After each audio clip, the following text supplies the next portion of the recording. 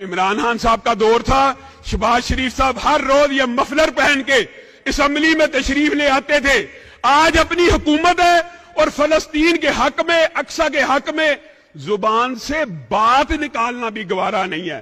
اللہ کے بندو، آج تجھ کو بتاتا ہوں تقدیر کیا ہے، شمشاؤس اور روبا باہر۔ آپ اپنے اکابرین کے ساتھ بیت المقدس کی جنگ لڑنے کے لیے تیار ہیں، ہاتھ اٹھا کر وعدہ کرے جنگ لڑنے کے لیے تیار ہیں۔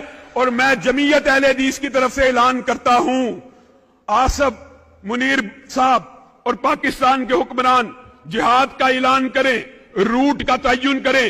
افغانستان جو جہاد کی بنیاد کے اوپر حکومت بنی، شام جو جہاد کی بنیاد کے اوپر آج حکومتیں قائم ہیں، رستے بنانے اور بن سکتے ہیں اللہ کے فضل و رحمت سے۔ شام، افغانستان، پوری دنیا کے عرب ممالک اگر سنجیدگی سے غور کرے تو یہ رستے جہاد قافلوں کے اللہ کی قسم بن سکتے ہیں، اور یہ بنیں گے تو جمعیت اہل حدیث 10,000 نوجوان جہاد کرنے کے لیے اسرائیل کے خلاف تیار ہے۔ وآخر دعوانا الحمدللہ۔